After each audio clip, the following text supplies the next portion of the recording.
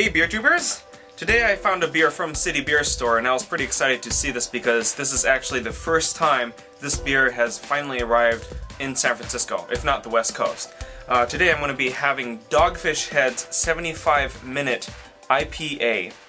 Now, some of you know their 60-minute IPA, some of you know their 90-minute IPA. Well, this is a beer that they started about 4 years ago in 2009 or so, 2008, 2009, and what they basically did was they blended the 60-minute IPA and the 90-minute IPA and put it in their firkin, and they put a little bit of maple syrup in it. Well, they basically decided to release this as the 75-minute IPA, finally just long awaited, and basically what they did was they got both of the 60 and 90-minute recipe and brewed it with maple syrup, and then they bottle conditioned it. And so therefore there's supposed to be a little more carbonation than their usual 60 and 90-minute IPA. So I'm pretty excited to try this finally. So let me go ahead and open it up and I'll show you how it is. So yeah, it's got like a 3 fingers worth of head, nice bright orange, very much unfiltered kind of foggy orange color to it. Yeah, it looks really nice actually. Let me check the aroma on this right now. Ooh, yeah, fresh. I'm getting fresh Cascade. I'm pretty sure that they dry hop it with Cascade hops.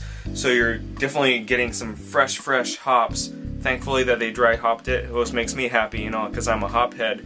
I'm definitely getting mango. I'm getting citrus, tangerines. Yeah, not as much pine as you'd get in the East Coast IPA style. But it definitely smells like a nice, fresh, fruity American IPA. So let me go ahead and give it a try here. Kanpai. Wow, yeah. Fresh hops. That's awesome. I'm for sure I got a fresh bottle of this, which is pretty awesome. I'm definitely getting the citrus flavor from the hops, but it's not like punch in the face kind of San Diego hops at all. It's very toned down. Quite a bit of carbonation takes over immediately after that, but just as I did in the aroma, which I didn't mention, but you get the sweetness, which is definitely from the maple syrup.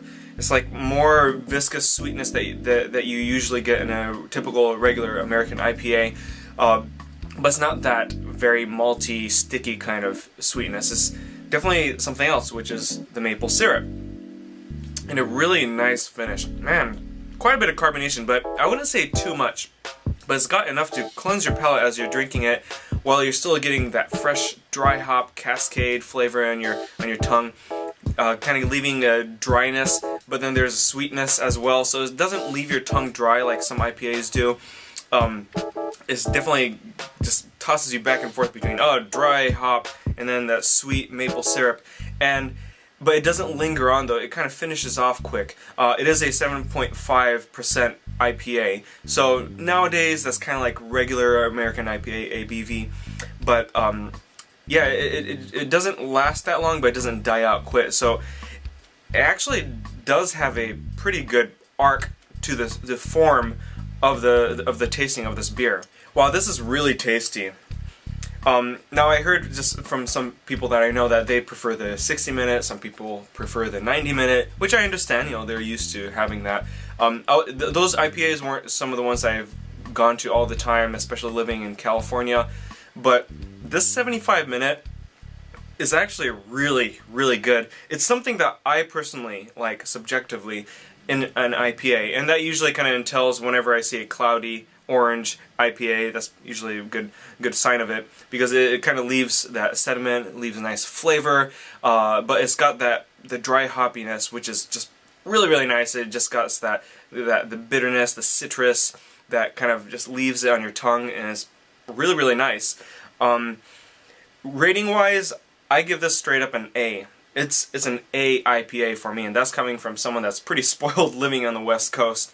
If there's one thing that I would say as a critique, though, is that they do charge $10 per bottle, which, I mean, you do see 750 milliliter bottles for $10, but I don't know. I'm just, maybe it's the maple syrup, maybe it's dry hoppiness, but you know what, there's other IPAs out there with this size that they don't charge as much.